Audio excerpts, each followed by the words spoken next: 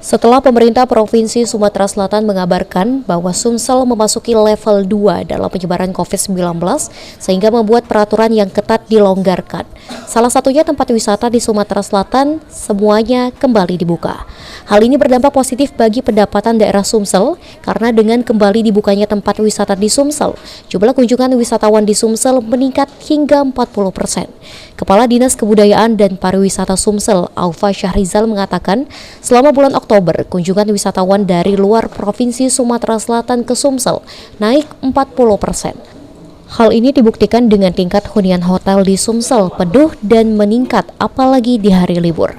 Kita lihat peningkatan jumlah arus wisatawan yang datang ke Sumsel, ya boleh dikatakan cukup signifikan ya terjadi peningkatan.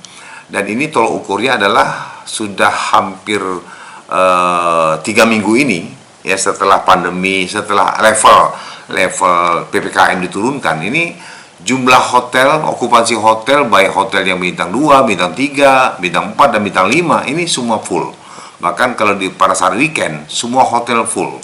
Artinya ini menandakan bahwa wisatawan kita sudah meningkat. Kalau kita ukur dari jumlah penumpang pesawat juga, ini full juga, saya perhatikan.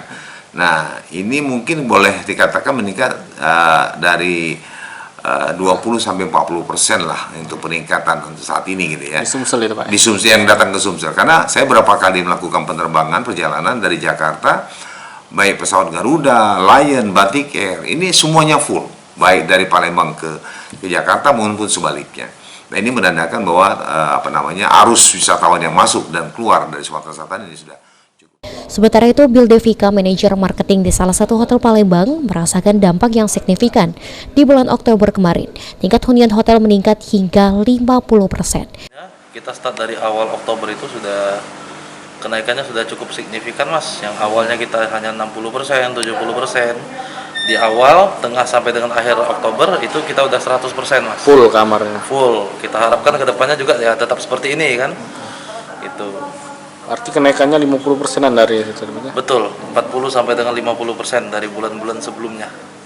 Oke, Mas. Ini untuk peduli lindungan di hotel kita sendiri gimana, Mas? Peduli lindungi kita udah daftarkan juga, Mas. Mungkin di minggu-minggu ini kita rilis. Jadi setiap tamu atau orang yang ingin masuk hotel kita itu wajib scan.